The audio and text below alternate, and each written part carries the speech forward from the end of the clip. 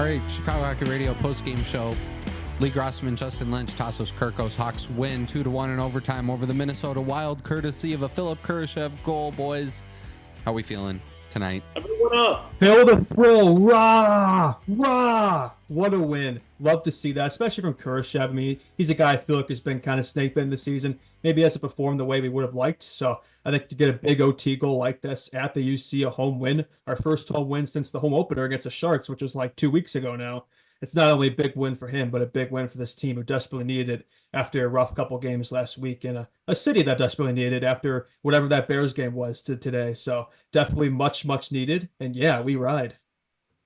Hell yeah. I mean, as you said, disappointing day for the Bears. I mean, the team's cooked. Yeah, they suck. But I'm so pumped for Philip Kurashev. He needed that goal. I thought he had a really good game outside of the goal, honestly. I thought he looked pretty good all night. But yeah, for him to get that one feels good. Saturday night at the UC.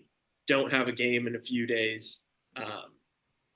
It would have sucked if we had to wait 4 days for a game after an OT loss where we're losing or we're winning like 1-0 the whole game. So super pumped. Actually, it was Sunday night, not Saturday night, Lee. But otherwise, I totally agree. Yeah. Oh, did you say today was Saturday? Easy mistake. So yeah, I think this was big. You know, before you're going out on a road trip, you're going out to Seattle Thursday. This win is big. Like, this is a big win, and you played really well. It was a pretty sleepy game for a majority of it, which isn't the first time we've said it on these post-game shows. But that was a game, you know, all the guys will say, Philip Kurashev said it after the game already, like when they interviewed him after getting first star, that they should have gotten it done in 60 minutes, and that's probably fair. That's probably a fair assessment. And yeah, I was worried this would be a repeat of that Jets game where we led for most of the game. And then, you know, after they scored that goal, I wasn't really thinking we win this game, to be honest. Like, oh, crap, you know, with them back in it. Yeah, they showed up in overtime, though, to be fair. So that was good to see. But yeah, to that point, this game was really sleepy for the majority of it. I think that second period may have been one of the most boring periods of hockey I've ever watched. I don't know if it was just me. The ice seemed like it was kind of in bad conditions at points. The amount of players I saw just like randomly fall over. And I'd never seen. Look at there's like banana peels out there from Mario Kart. But game definitely picked up towards the end, and overtime was a lot of fun. But yeah. That was not the first time that I've actually thought that about the United Center ice this season. And you don't really ever hear guys complain about it, which is interesting. Maybe it's something. I always swear there's something because, you know, they got to switch between, you know, the NBA, the Bulls courts, and the ice, and sometimes it's a quick turnaround. I have a conspiracy theory that sometimes like the ice isn't always in the best condition because of that. I could be wrong, but anyway, that's just an observation. I feel like it wasn't the best quality today. Really going out on a limb with that one there, fella. No, it's just that's a really wild conspiracy. No, I'm messing around with you.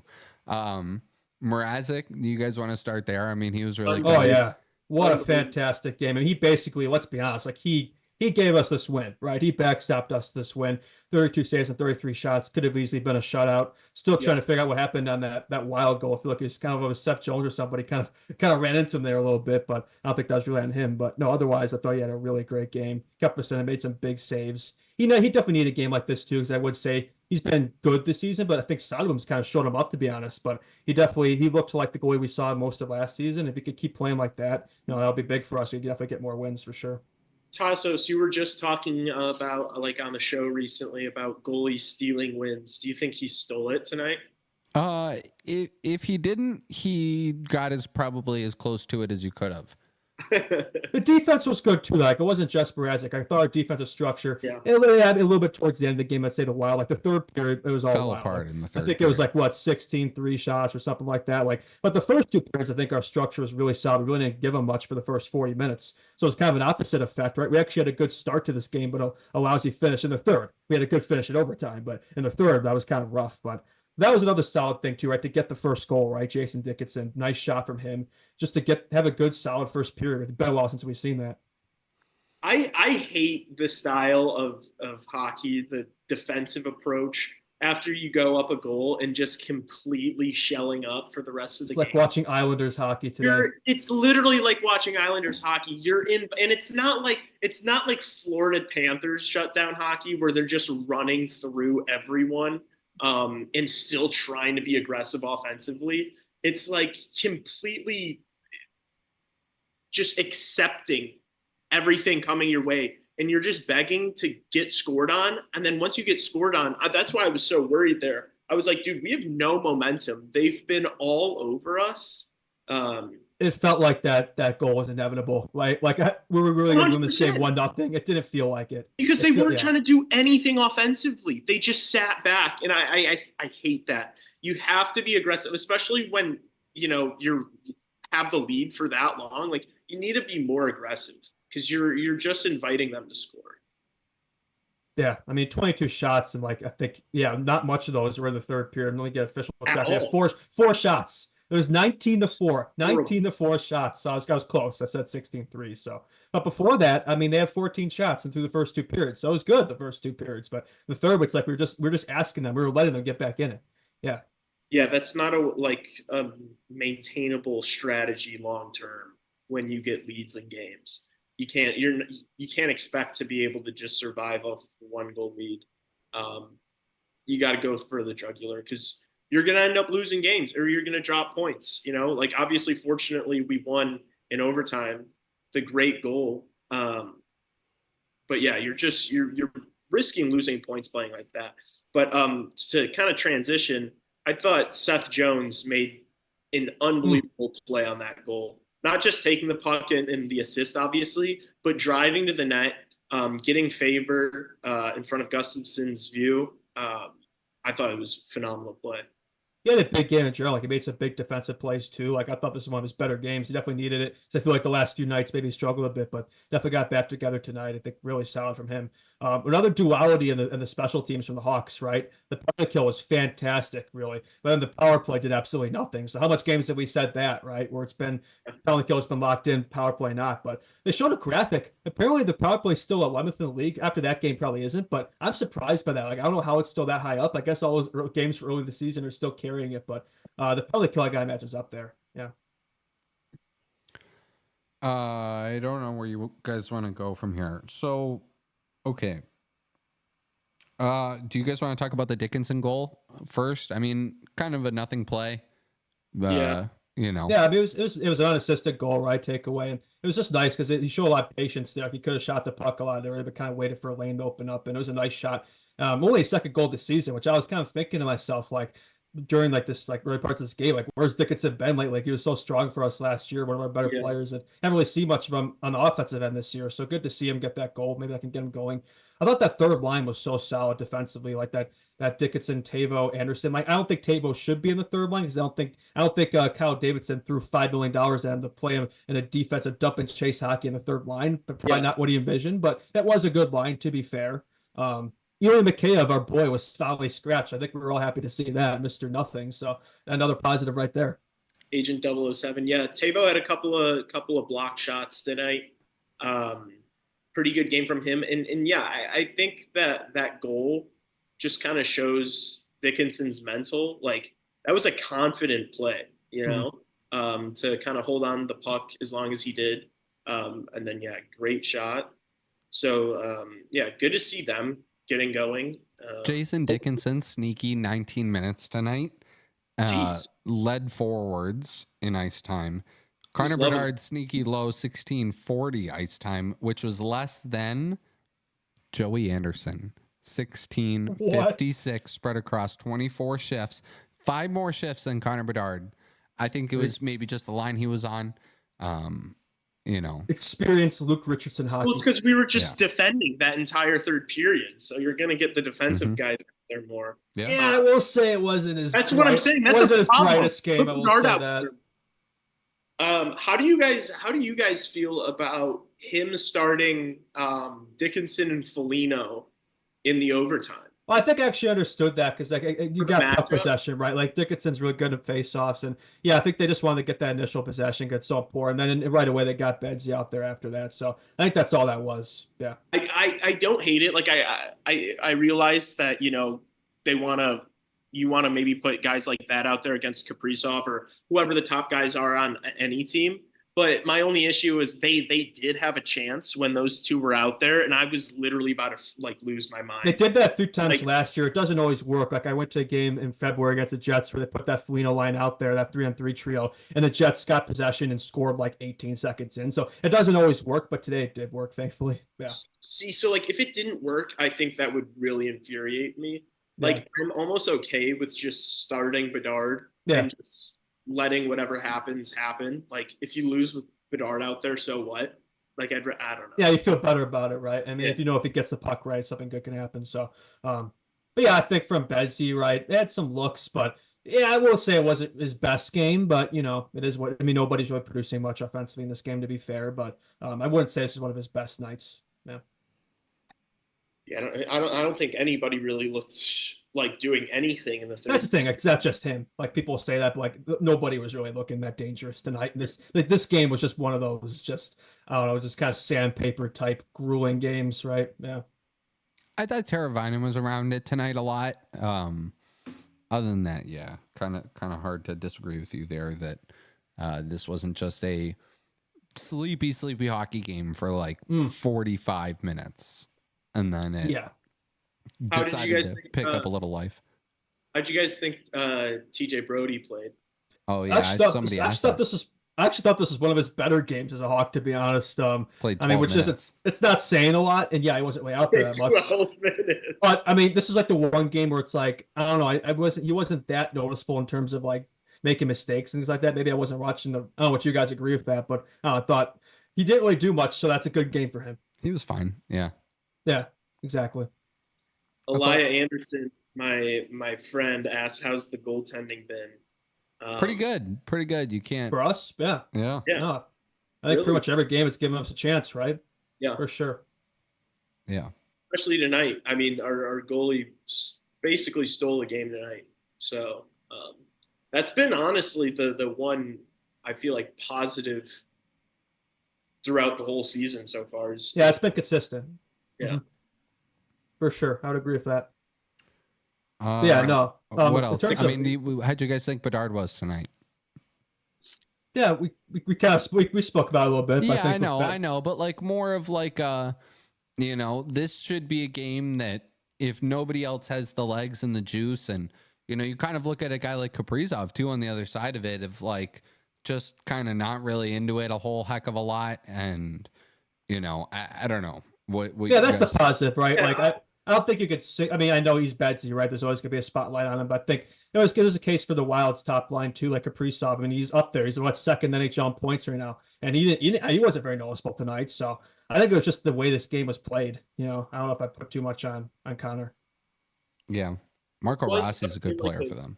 It was definitely like a slower, more defensive game, which obviously is not going to favor guys like Kaprizov and Bedard. But I don't know. I'm not so worried about like the Bedard of present. Obviously, we want him to be scoring like crazy and progressing and stuff. But I don't know. I just have this like. I don't worry at all that like he's not going to be elite. Like, oh no, it's not. It's not that.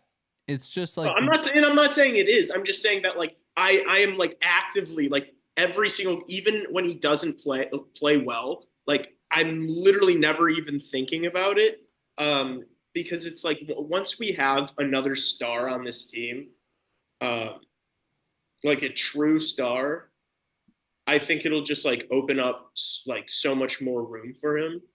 I don't know. But the offense, it is clear though. You can't not say that the offense doesn't go through him right now. Oh no, it absolutely does. Oh yeah, no. I mean, Hawks aren't going to win a lot of games when he's not producing, right? But this was a rare exception to that rule.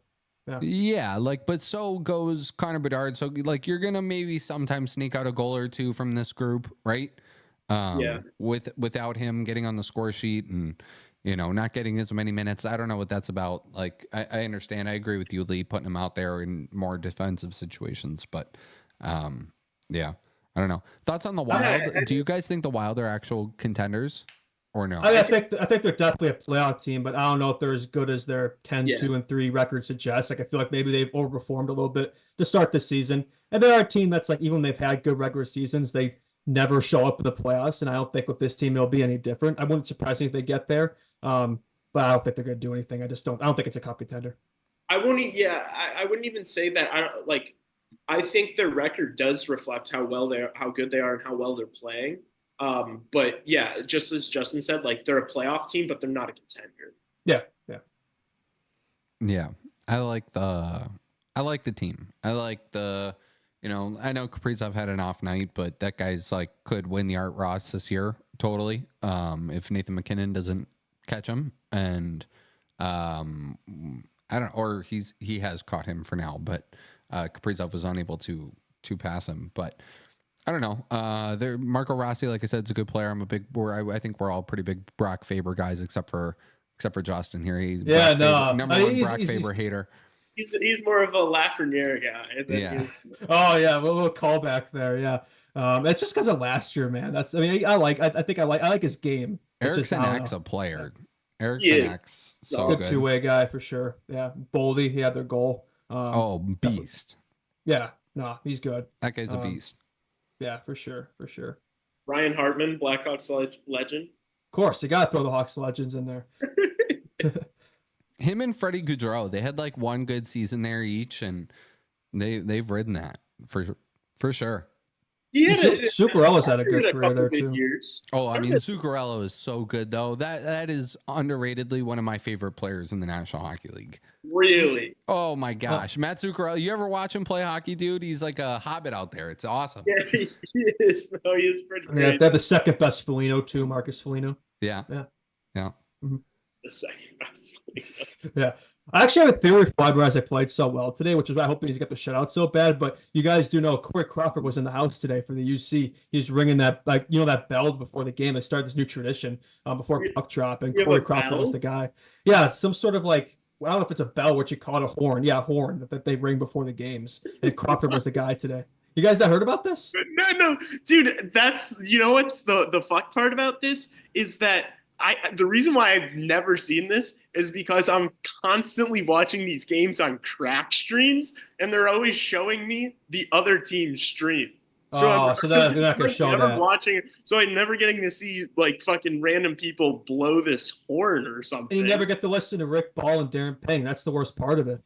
Great again tonight. How big is this horn? I'm really like intrigued about this. You want to know? Well, that's all I know. It's just this new tradition. Yeah, I've been to the game once this year against the Sabres. But like, how big is it, like size wise? We doing horn talk big right now? I don't know the specifics. All I know is Crawford was there, and we're segueing this, and I don't know, whatever. We're doing horn talk. But yeah, for the Blackhawks now, it's like I don't understand the schedule makers this season. We're finally back home, and then we're on the road again. We're going back out west. We have 3 days off, and then we're going to Seattle on Thursday. That's the next Blackhawks game. It doesn't make any sense. I don't know who made the schedule, but yeah, they were on something. Yeah, and I don't know, like we have two podcasts worth of time to dissect this upcoming matchup with Seattle. But yeah, really looking forward to that. Send us questions, please, at Chicago Hockey Radio on Instagram. But the first, like, I don't know, that's a big game against Seattle. Like, this is a big, get ready for a road trip, like have a day off, maybe 2 days off even, and see if you can gear up, have a good day of practice, travel out to Seattle, and, get there and get ready and get adjusted to the time and all that and feel refreshed for Like, there's no reason that they shouldn't be ready for Thursday. Like, yeah, absolutely. Like, that's a similar team, similar spot, similar records. You should go in there and kick their rear ends, honestly. Yeah, we're now up to 6-9 this season. Nice. So, but yeah, you're right. Similar teams, similar records. So, like to get another win there for sure. Get a streak going. Let's see if we can actually win consecutive games again, or more than that. We still got to win 3 consecutive games, which this team hasn't done in forever. So, yeah. Are we going on a wild card push right now? I was gonna say that. I actually have that written in my notes to see if that riles anybody up tonight. Boys. Yeah, I don't know about that one. I don't know. You get 3-4 wins in a row here. Yeah, right. What if What if you Yeah. get 3 wins in a row? Well, the third one's the Canucks, so yeah, I mean, good luck with that one. I mean, The they could. Avalanche might be bad forever. The Canucks just got dummied by Edmonton last night, though. Yeah, it's Edmonton, but yeah, I see your point. I told you Edmonton has nothing to worry about, Tassos. It was Vancouver. Who was it? Artur Shilov's in net? Yeah, so? All right. There's your answer. Oh, speaking of almost 1-0 wins, the Sharks won 1-0 today against the Devils, so that's pretty interesting. I don't know what it is with this tanking teams and these low-scoring wins, but yeah. They're figuring it out. All right. Anything else, guys? Kind of a quick one today, but Hawks win. Good participation from the chat. I could scroll through here, see if there's anything we didn't really talk about. Or anything? A lot of Mrazek talk. Did Bickle blow the horn? Bickle? Yeah, one of the games he did. Yeah. I think he did, right? Am I wrong in saying that? Yeah, no, he was at a game. He was at the last one. We're back to horn talk.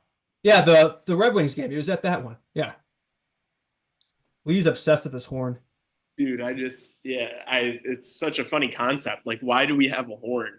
I don't know. Was that really a 10-game winless streak against the Wild? 12, actually. Wow. I think that was dating back to 2019-20 season. So About time. Yeah, for sure. They've owned us in recent memory, which is kind of ironic considering we used to own them in the playoffs. Remember 2013-2015, we beat them 3 years in a row. Kane used to own their ass, but that's like reparations for what we did to them in the playoffs for so long. Now we're going to start a 12 game in a row streak against them in the Bedard era, for sure. I'm with it. And yes, chat, I'm with you, Steve, on the Blackhawks wildcard push. Let's see it. It'd be great for the show. Yeah, it would be great, but yeah, I'm not placing bets on it. That was a prediction I had like last year. Was that we would make a push for it? Last year you made that prediction? Oh boy, where are the whoa? Source me. All right, is that it? Yeah, I think that's all I got. Yeah, unless chat's got something. I think we're good.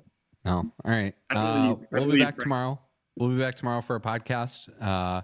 Please subscribe to this YouTube channel if you are watching this currently. Hit the thumbs up on that. That's one thing you could do. The second thing you could do is follow us on Instagram at Chicago Hockey Radio. Send us questions via DM. We answer them every Friday, so that would be greatly appreciated.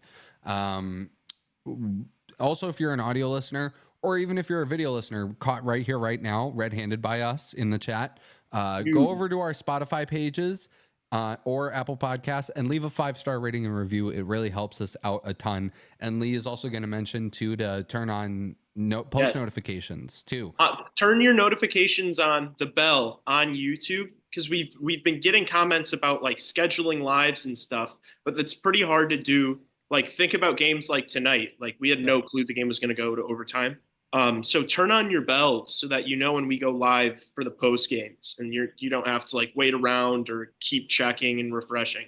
Just turn the noti on.